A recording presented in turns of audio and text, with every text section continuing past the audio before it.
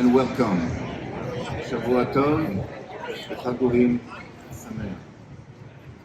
Tonight, as we gather to celebrate the lighting of the third candle of Hanukkah, we are reminded of the timeless lesson the Festival of Lights offers to us. Hanukkah is not just the story of a miraculous victory or the oil that burned for 8 nights. It is a symbol of the triumph of light over darkness, of hope over despair, and of unity over division. Talking about unity, as a co-chair of the Israeli-American Council here in New England, I wish to thank all our partners who've been supporting us for the past couple of months and who are supporting us tonight for this meaningful event. The CJP, the AJC, the ADL, the JCRC, the Central Synagogue of Boston, Blue Ribbons, and the General Consulate of Israel in New England. Thank you. In these difficult times, when the shadows of uncertainty and grief loom large, the candles of Hanukkah serve as a beacon of unity, resilience, and faith. Each flickering flame is a testament to our enduring spirit and our unwavering belief in a brighter future. As you see around you, our wonderful staff has prepared a true festival of lights, linking the past with the present. The 6 columns to my left here of the Holocaust Memorial are lit with powerful beams commemorating the 6 million victims of the Holocaust. Each one of our 138 hostages remaining in the hands of Hamas have a small flickering, yet mighty light with them. And each of the 14 main communities that have been particularly devastated by the attacks of October 7th is remembered by a large beam of lights pointing at the sky. Go back after the ceremony and look at it again. As we light the third candle, let us reflect on its significance. In Jewish tradition, the number 3 symbolizes harmony, wisdom, and understanding. It teaches us that in the midst of darkness, a single spark of light can illuminate the path forward. Our sages are telling us that the true miracle of Hanukkah is not that the oil was enough for the day 2 through day 8. No. The true miracle of Hanukkah is the fact that our ancestors were able to gather enough faith and hope to even think about lighting the first light and hope for the best for the future. That is us. This Hanukkah, our celebration is tinged with the solemn awareness of our hostages held by Hamas. Their plight reminds us of the darkness that still exists in this world. Some 80 years after the Holocaust. A darkness that we are called upon once more to confront with a light of hope and solidarity. Bring them home now. Bring them home. Bring them home. Bring them home. Bring them home. The story of Hanukkah also teaches us about the power that a small group of people like us can have to overcome great odds. It inspires us to believe in the possibility of change and to work towards it with determination and faith.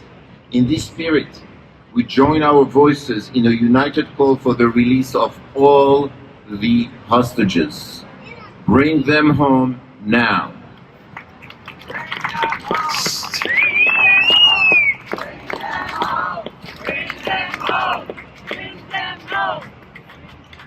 As the lights turn brightly tonight, let them remind us of our responsibility, each one of us, to bring light into the dark corners of our world, especially into those dark tunnels under Gaza, to offer comfort to those that are in distress, Thank you for being here tonight, for sharing in this moment of unity and hope. Happy Hanukkah to you and your loved ones. I pray that the lights of these beams and these candles brighten our world, and that our sisters and brothers in captivity have their world brightened too. Bring them home now, all of them. Am Yisrael Chai.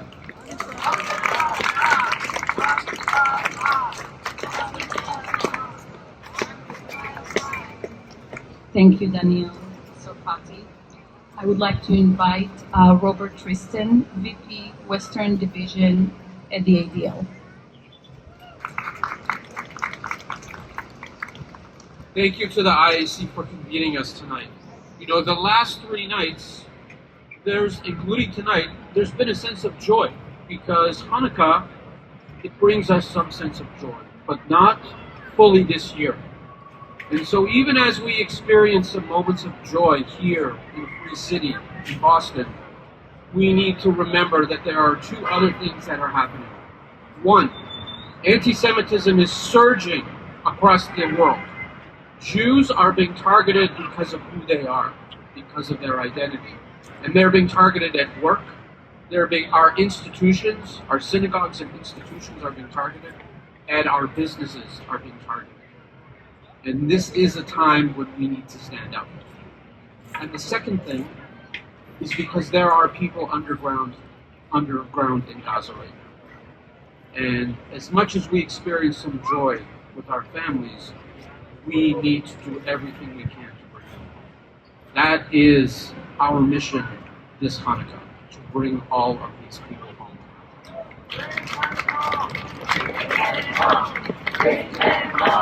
Hanukkah. Jewish identity is an important part of the Hanukkah story.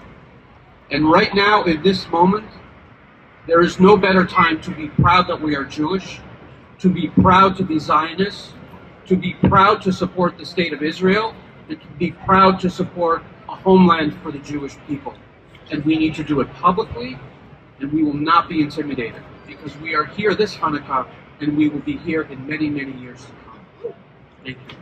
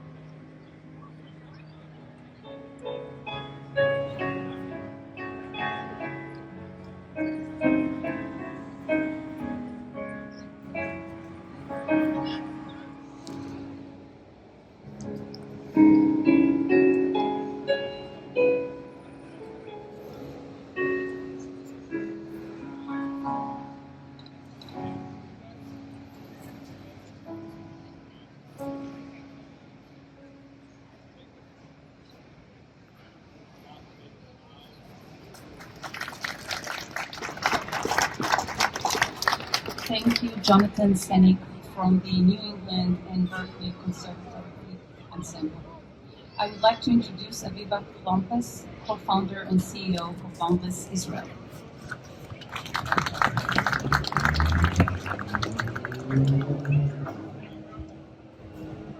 The story of Hanukkah took place 22 centuries ago, and it recounts the story of when an enemy of the Jewish people tried to destroy us militarily and tried to destroy us by denying us the right to practice our faith. And that same story has played out across the centuries, including right now in our own time, when Jewish people are afraid to wear symbols of their Judaism in public or practice their faith in public. Because Hamas's October 7th massacre in southern Israel opened the floodgates of Jew hatred worldwide. But make no mistake, it's not just a war against the Jews. Because on October 7th, Hamas attacked babies and children, parents and grandparents. They attacked Jews and Muslims and Christians and Buddhists. There was no person who was off limit. And I don't think that we quite comprehend the magnitude of what we are living through. And I believe that in the not too distant future, our children and our grandchildren are going to ask us about this dark stain in history. They're going to say to us, after the Holocaust, the world promised never again. So when on October 7th, Hamas perpetrated the largest massacre of Jews since the Holocaust, how did the world respond? Did it keep its promise? Did international institutions like the United Nations that were born from the ashes of the Holocaust live up to their mandates? And we're going to tell them the truth. No. And neither did the human rights organizations, and neither did the women's rights organizations. And so they're going to ask us, well, what about ordinary people? Did ordinary people in capital cities all over the world go out into the streets and protest to condemn the terrorists and demand the release of the hostages? And we'll have to say to them, some people did, but most people who went out to the streets went in support of the terrorists. And they're going to look at us and they're going to ask, well, what did you do? And that's the question, because right now, we are all on the record of history, and history is going to record who amongst us was a perpetrator of evil, who was a bystander to evil, and who was an upstander. Right here in Boston, every single day, Jews are under attack. Jews are being harassed, particularly on our college campuses. Every day in Boston, people go out and rip down the posters of hostages. 138 people, human beings, are in the hands of monsters. And our response cannot be, oh, well, I tried. It has to be, oh, well, now I have to try harder. In Antwerp, they took the posters of the hostages and they put them on every single window in a 10-story building, starting on the second floor, so that nobody could tear it down. In Toronto, they constructed a giant milk carton 10 feet tall with the posters of the hostages and put it in a downtown square. In New York City, the faces of the hostages stare out from giant digital billboards in Times Square, because the goal has to be that no person can ever say, I did not know. That we will ensure that every person is on the record as a perpetrator, a bystander, or an upstander.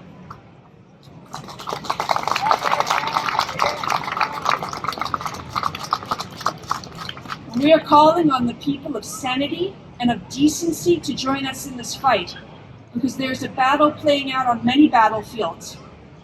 In law, academia, media, business, philanthropy, and every other front where Jews are under attack is where we're going to fight this war. And let me assure you, we are going to win, because that's also the story of Hanukkah. We always prevail.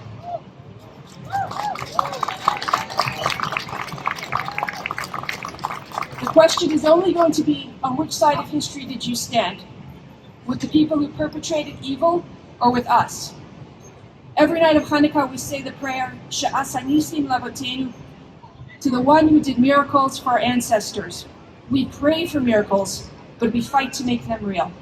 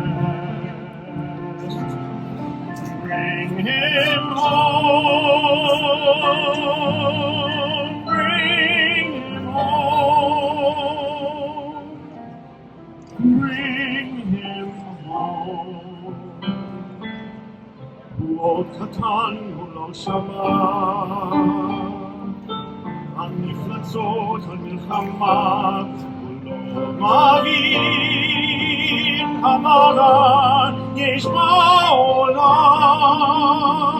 בקרה אלא הפקר אלא בקרה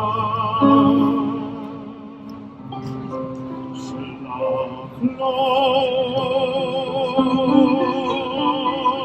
Lord, bring him joy, hallowed Lord, he is only a plain Lord, you can give no lekavod, let him live. Vishna sheyashuv an hayom, bring him home, my shalom.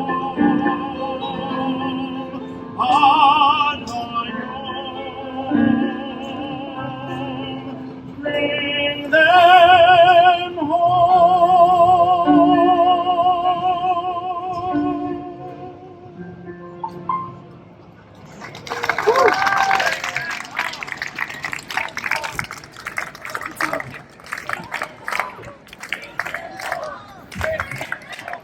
Use that knob so you know where you're on the edge.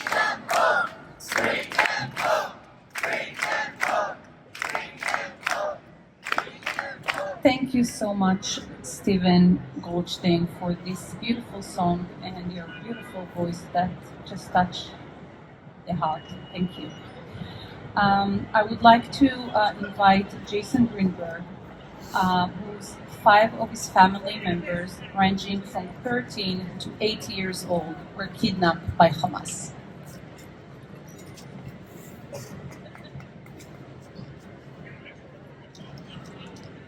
Thank you, Leeyah. Thank you to the IAC and its affiliates for organizing this event. It's a beautiful testament to everybody who's been taken and is still missing. On October 7th, Hamas terrorists abducted 80 souls. On October 7th, Hamas terrorists abducted 80 souls from a Nero's kibbutz, 5 of whom were my cousins. Their names are Carmela, Noah, Ofer, Sahar, and Erez. Carmela and Noah were murdered. Ofer and his children, Sahar and Erez, were taken hostage, separated, and forced back to Gaza. This is Ofer. To this day, he remains captive. My family continues to fight for his and every hostage's release. Thankfully, Sahar and Erez were released. On October 6th, Carmela and Noya, grandmother and granddaughter, celebrated Shabbat together, as they often did. The next morning, they awoke to the unimaginable. They were burned out of their bomb shelter, taken captive, and then murdered feet from the Gaza border. Why? Because they could not keep up. On October 19th, after 12 days of believing they were alive, my family learned their fate from the IDF. Carmela would have turned 80 the day before. On October 27th, Erez turned 12 in captivity, alone, scared, and wondering if he'd ever see his family again. 1 month later, on November 27th, after 52 excruciating days, he and his sister Sahar were released in the third round of ceasefire exchanges and are beginning to heal, Baruch Hashem. But Hamas still holds their father, Ofer. Ofer is easygoing with a big smile. He's a carpenter who loves biking, loves to take his family on camping and beach trips. As a father myself, I know Ofer's only hope was for his children's safe return, and I fear he'll never get to see firsthand his hope is fulfilled. Ofer has suffered for 64 days. He has not seen the light, has not eaten enough or taken a proper shower. He has not seen his family. The last time he saw his children, Sahar and Erez, was when they all jumped from a window in his house to hide in the bushes after Hamas terrorists burst in with guns and bloodthirsty cries. Securing the safe return of Ofer and the 137 other souls still in captivity must remain our focus. These innocent civilians did nothing to provoke this conflict, and their suffering must end now.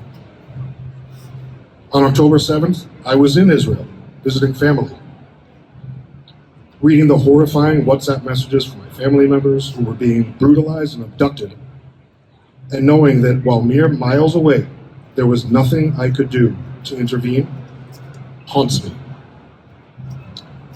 Though I'm home now, my heart is still in Israel as it grapples with the toughest challenge since its inception. Since returning to the US, I have used my voice to tell my family's stories in an attempt to bring home something that seems far away to many. For us here tonight, and the thousands still waiting desperately for their loved ones to return, these are not just names on the news or photos that get ripped down by those with hate in their hearts or maligned on college campuses. They are our family. They need to come home now. What keeps my family going is the need to fight for the hostages and hope they will come home alive. Every day, I say their names and tell their stories 18 times so they will not be forgotten. Every day, 18 times, I tell someone we must bring them home now.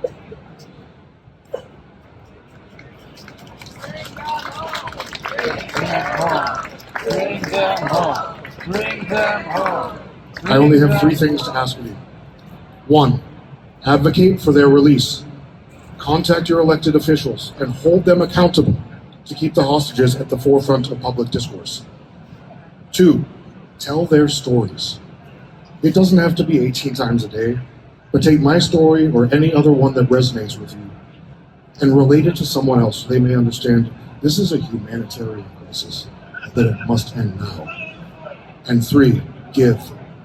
Donate to charities like CJP to help rebuild the kibbutzim like Nir Oz that were destroyed on October 7th, so they may emerge stronger than before. Since the Holocaust, we say never again. How many times in unbearable ways must we stand witness before this can be a reality? How are we to fight hatred so imbued in a group like Hamas? With hate? No. We must not succumb to their form of thinking. It is not reason. It is not human. We must teach love, not hate. We must teach acceptance, not discrimination. Knowledge, not ignorance. We see tyrants try to change the world with hate, but they fail over and over. Instead, they make those they hate stronger. And so too will Hamas's hate make us stronger. As we celebrate Hanukkah, the festival of lights, may the light of our voices rise together in unison like these beautiful lights shining here tonight. Please join me in saying one time as loud as you can, bring them home now. Bring them home now. Thank you.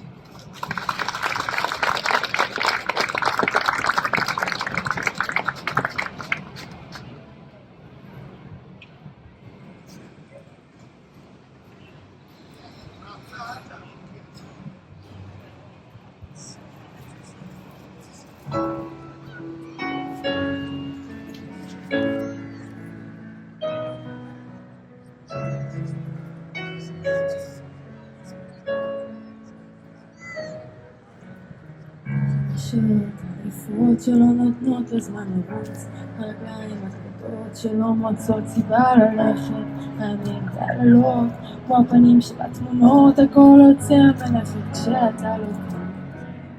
מתעוררת בחלום, מרגישה אותך קרוב, ואז קוראת לך מתוך הלילה, תחזור, תחזור היום.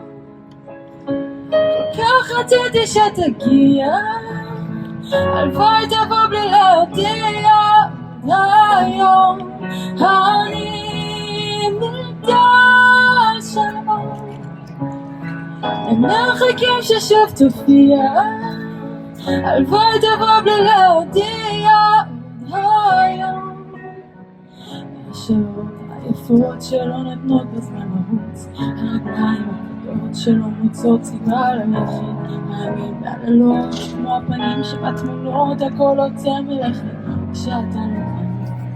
מתעוררת מחלום, מרגישה אותך קרוב, ואז קוראת לך מתוך הלילה, תחזור, תחזור היום.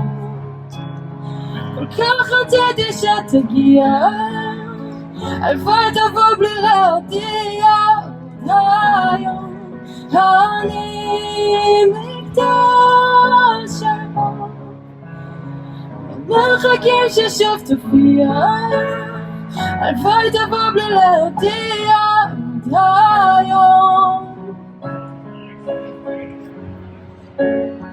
הלוואי תבוא בלי להודיע, היום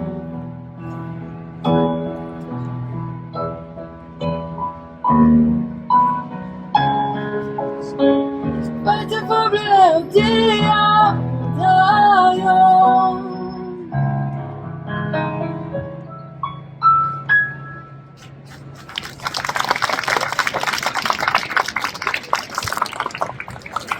Thank you so much, Leeyah Soen and Jonathan. Our next guest is Liam. Liam is a PhD student in MIT. She will share with us her experience in the university during these days.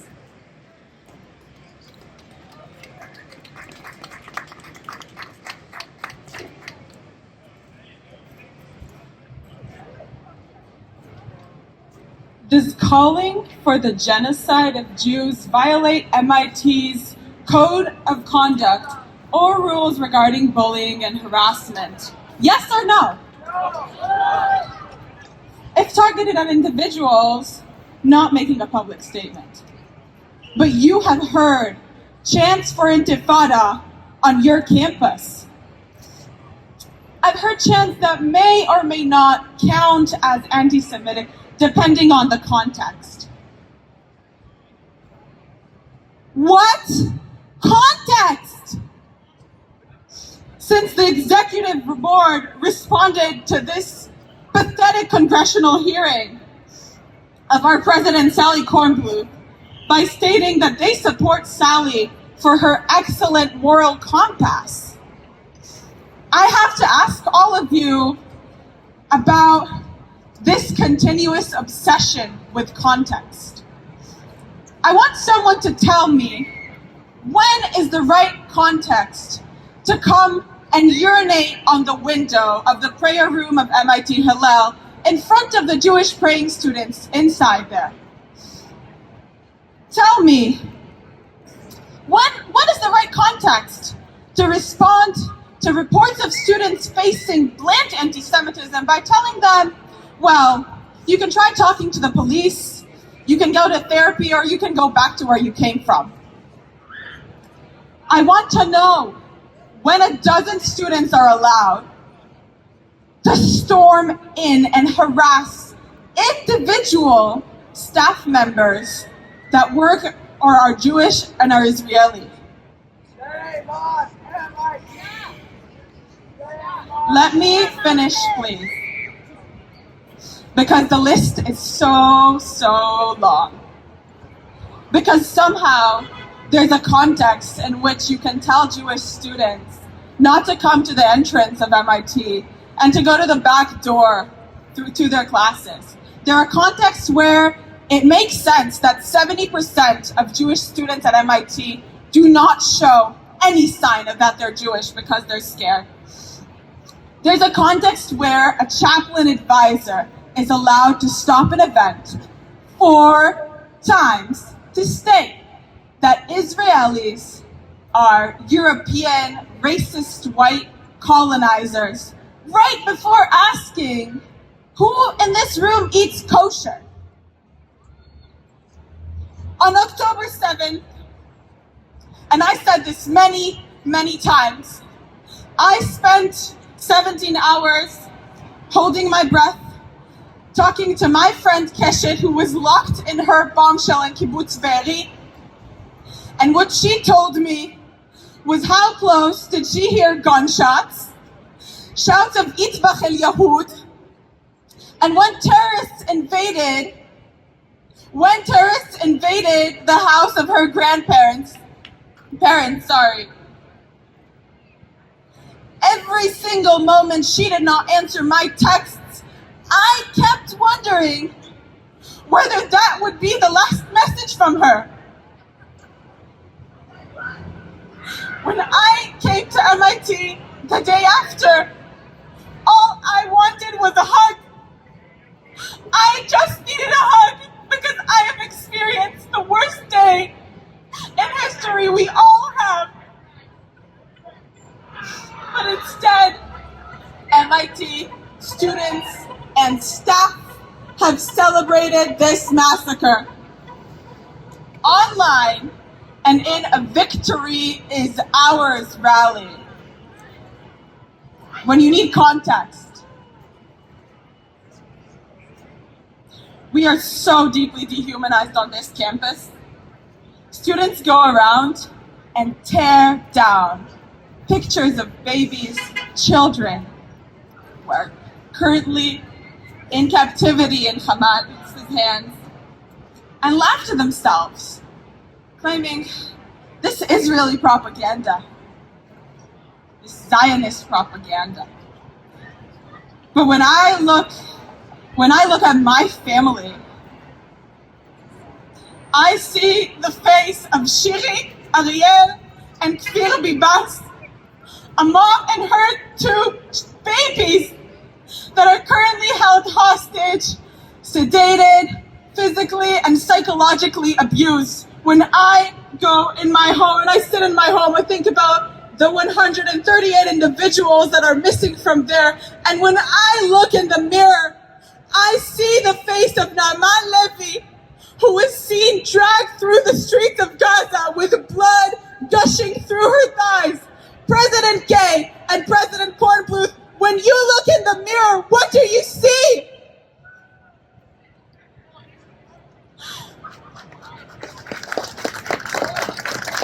Are you proud of your excellent moral compass? Your choice to defend terrorist sympathizers will never be forgotten. And quite frankly, your lack of humanity terrifies me. But it will not break our spirit.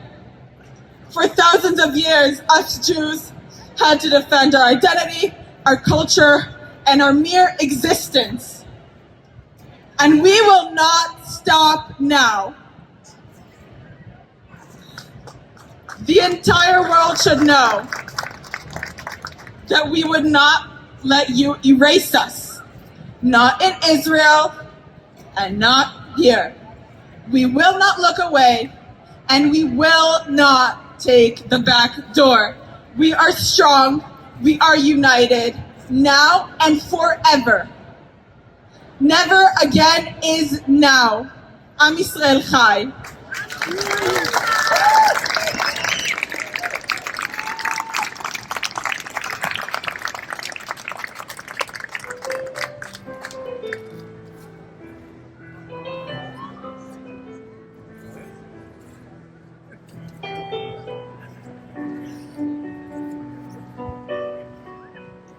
הלב שלי נקרע לשניים, מה שלא ראתה סיפור המים, כמו סופה מלאה, כמו תופעה של ותרופה בלב. הלב שלי מרים ידיים, המועד עומד על הרגליים, שדרכי שלו והשמיים עומדים חום, איך לבוא בתוך הים ביבשה, ורק אתה יכול להפוך מסגדים למחור, לזכך את החור, לרכך ביקור. רק אתה מבין איך לגשת ללב שלי, לשכך כל כאב שבי, לרפא את הלב.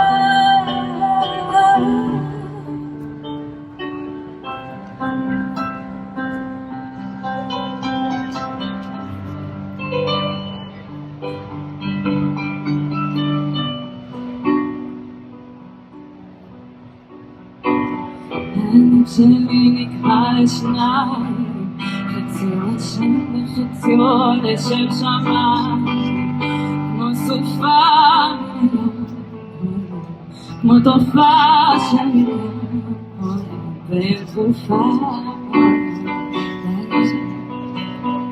ורק אתה יכול להפוך מסגדים למחור, לזכך את החור, לרכך בי החור.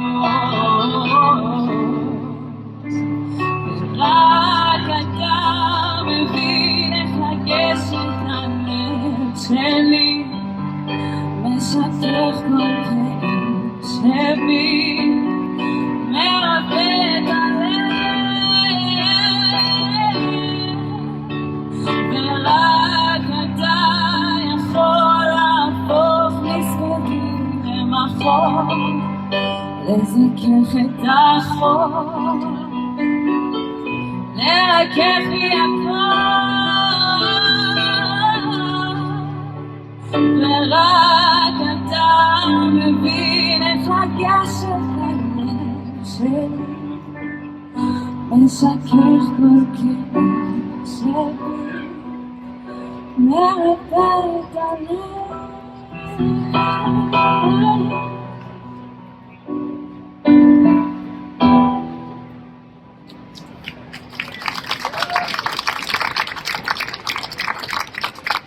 Thank you, Tal Shalom, Kobe, and Maya Cole. I'm happy to invite Karen Bar-Or, VP of Activism at the IAC, sorry.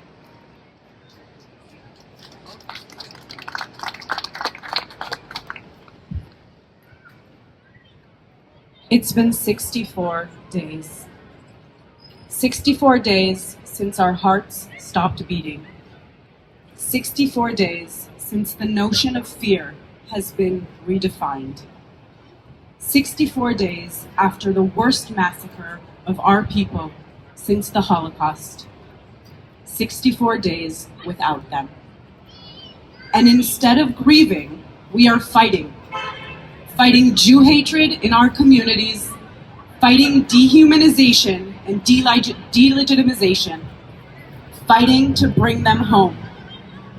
The joy of hostages coming home, quickly transpiring into heartbreak for the 138 that are still held in captivity. Our babies, our women, our men, our soldiers, our hearts. But we will not be broken. Tonight, on the third night of Hanukkah, we are standing here together on this symbolic holiday at this symbolic monument to tell the world that we will not stop till all our hostages are home, till Israelis and Jews worldwide are safe, till our light shines brighter than their darkness. Banu choshech legaresh, בידינו אור ואש. כל אחד הוא אור קטן, וכולנו אור איתן. סורה חושך, הלאה שחור, סורה מפני האור.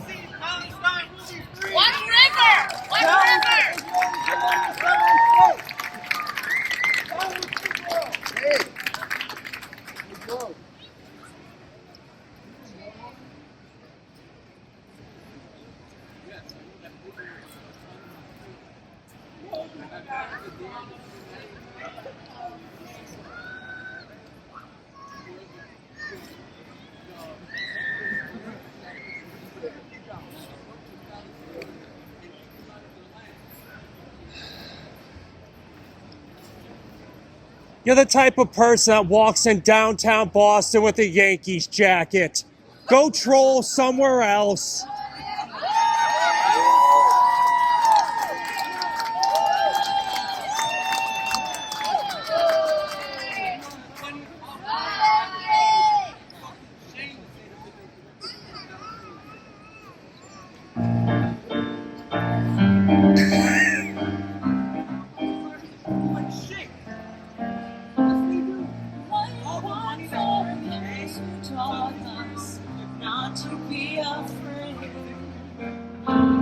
Light one for those who taught us how we could be brave.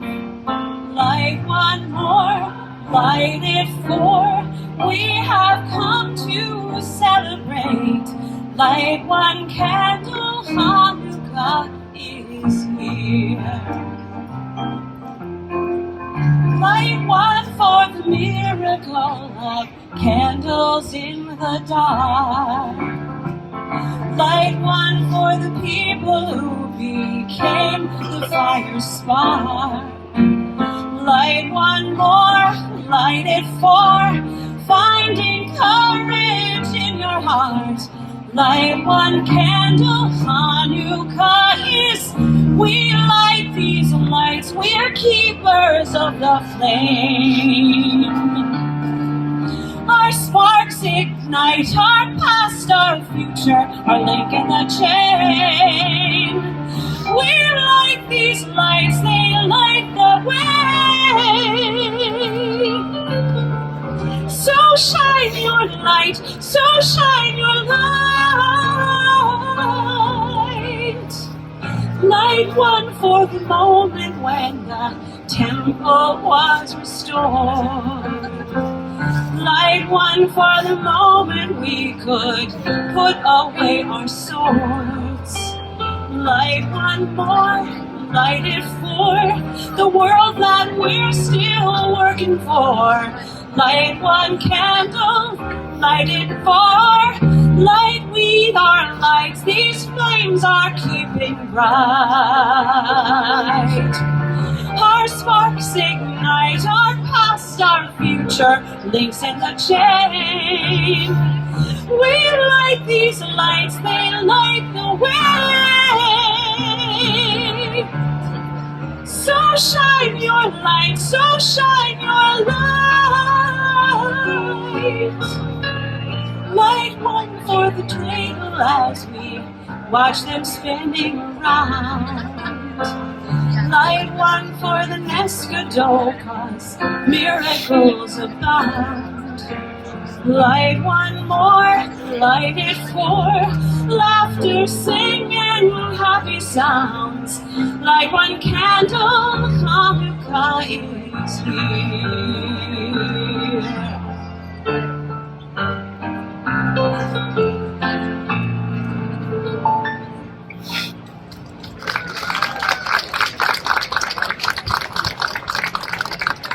Thank you, Cantor, Stillman. I would like to invite Rabbi Meir Zarchi, founding of Central Synagogue of Boston and president of the Jewish Health Organization.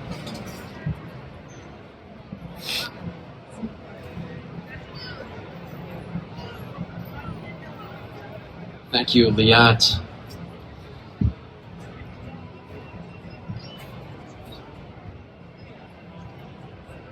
"300 years after consistent menorah light celebrations, in the year 200 Common Era, the Talmud asks, "My Hanukkah?" What is Hanukkah? Think about it. The Jewish people have been kindling the menorah for 300 years, and all of a sudden the Jews in Babylon, the Babylonian Talmud asks, "What is this miracle of Hanukkah?" It's dark, we're oppressed, we're persecuted. How do we relate to this miracle of Hanukkah? And the Talmud responds, just like 200 years before the Common Era, during the Hanukkah epic, the Jewish people, after the military victory, found a pure jug of oil, very small flask of oil that was sufficient to kindle the menorah only for 1 day, but it burned for 8 days. The Talmud explains that this is the modern day miracle of Hanukkah. Each and every one of us in our own lives to find that inviolable flask of divine genius vested within each and every one of us. When we leap, just like the Hasmoneans, when they leaped to the apex of their Yamanitas and they found this pure jug of pristine oil, the modern miracle, the miracle of the 8 days, the miracle of that light, that birthless, deathless light burning for 8 days miraculously will transform and be true in our days.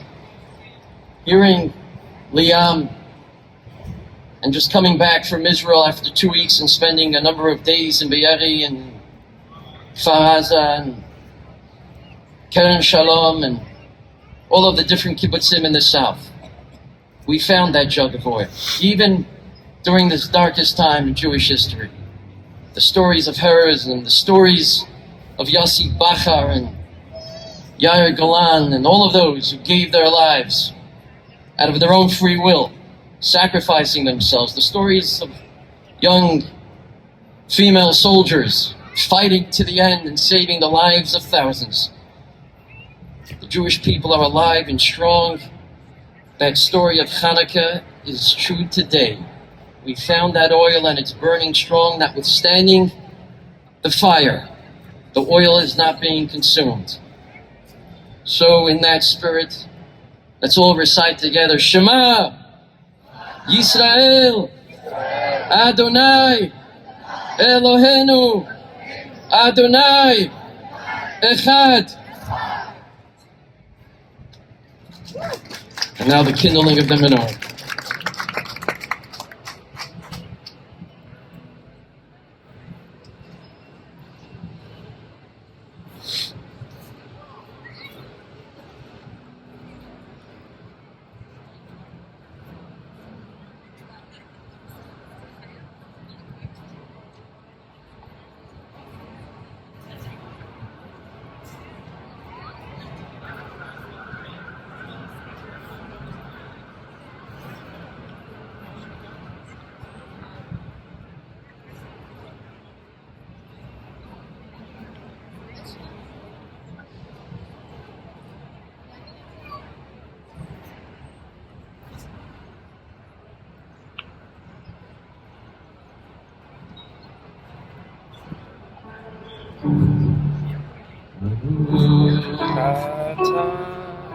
Adonai Eloheinu melech haolam shekiddushanu b'mitzvotav v'tzivanu lehadliknem של חנוכה. ברוך אתה אדוני אלוהינו מלך העולם, שעשה ניסים אבותינו בימים ההם בזמן הזה. אמן.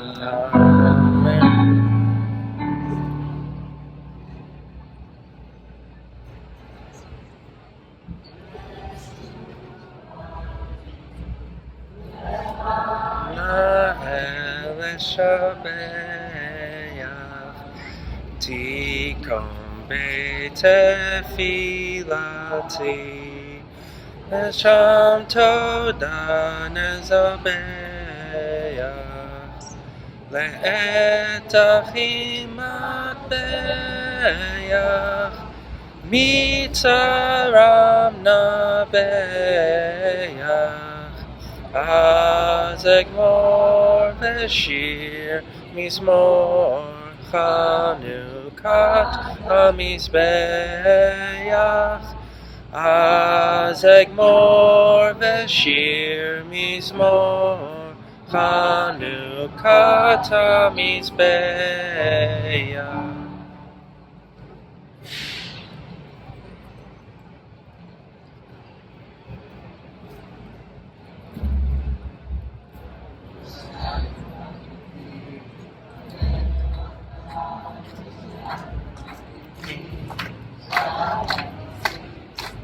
הנפלאות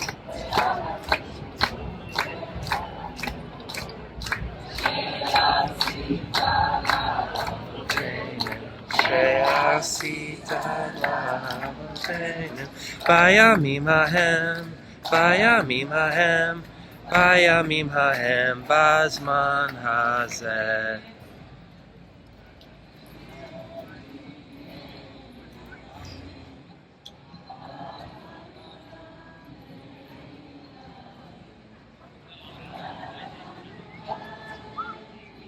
Hatikvah Hanukkah shirim shashir.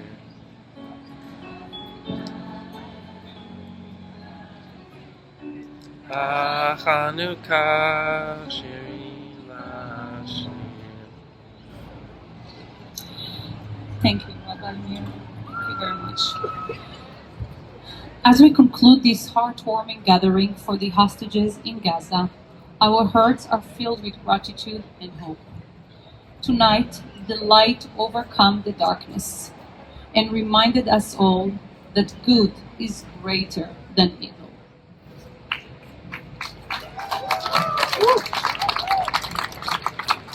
First and foremost, we extend our deepest thanks to all the sponsors and donors who generously contributed to making this event possible. We wish to thank our speakers. Your words added depth and meaning to this occasion.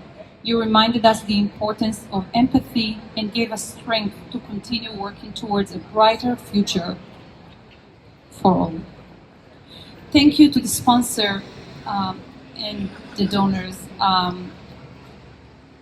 First and foremost, IAC, Israeli American Council, together with CJP, ADL, JCRC, Central Synagogue Boston, the General Consulate of New England for sponsoring this event. Thank you, Guy Freemerman, for always bringing the music and the sound. Thank you, Design Light, for the lights and to entertainment specialist for lighting the light of Boston with this beautiful blue, deep blue light.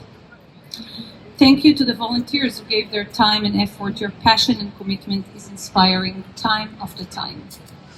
And last but not in any way least, thank you to each and every one of you who came out tonight. I know it's cold. Your presence matters tremendously to the families of the hostages. Together, we have shown here tonight that we will never forget and will do anything and everything to bring them back home. Good night and happy Hanukkah.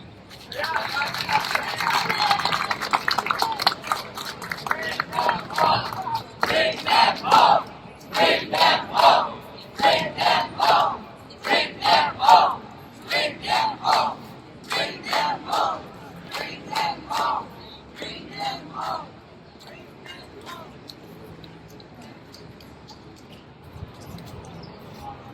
Kolo baleva penima